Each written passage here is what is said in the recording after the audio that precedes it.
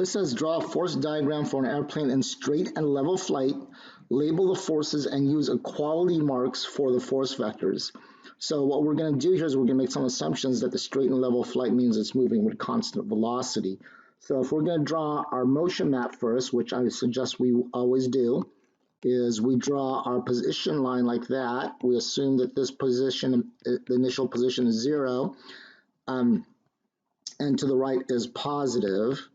And while it's flying, we could say that its velocities are constant. So that's kind of an assumption we're going to make here in this problem. So the velocities are constant, so these arrows are going to have the same length. That means their magnitude is the same, and so is their velocity because they're moving in the same direction. Because the acceleration is a change in velocity, and there's no change in velocity in these objects, we're going to say that the accelerations are 0. So there's our motion map for constant velocity to the right.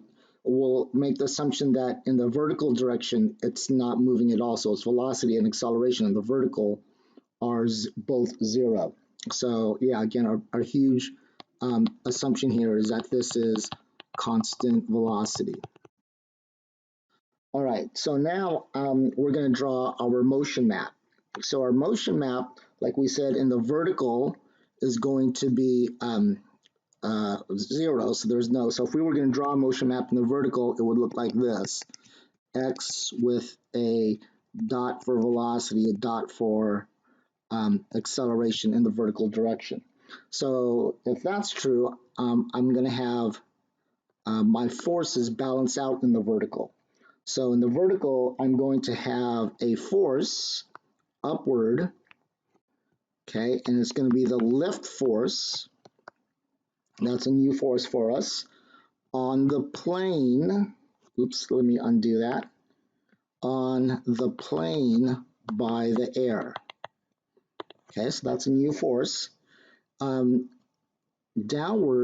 we're going to have the force due to gravity on the plane by the entire Earth. Again, because our acceleration is 0, these two forces should be equal, so I'm going to show them as equal force vectors like that.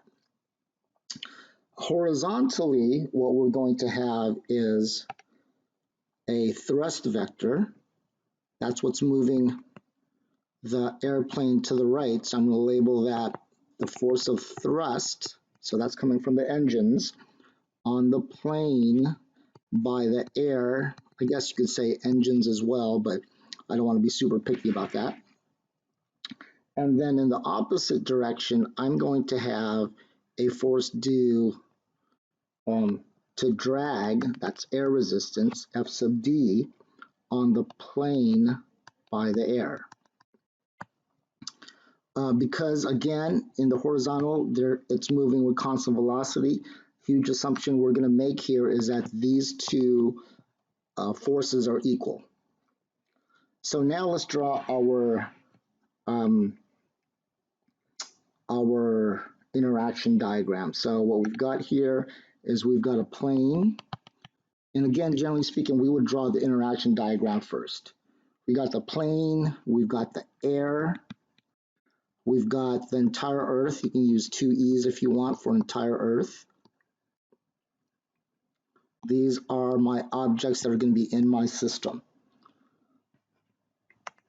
The force due to gravity is being enacted between the plane and the entire Earth. So I'm going to label that as a force due to gravity. I'm going to use dotted lines for non-contact forces. So there's a force due to gravity there with the air as well. And then I'm going to draw in the forces between the air and the plane. So we've got a thrust force between the air and the plane. We've got a drag force between the air and the plane. And we also have a lift force between the air and the plane. So again, generally speaking, we would start with the interaction diagram first, but in this case, because we introduced some new forces, I drew it last. So This is what we would call, what's inside the circle is what we would call the system, and what's outside of it is what we call the environment.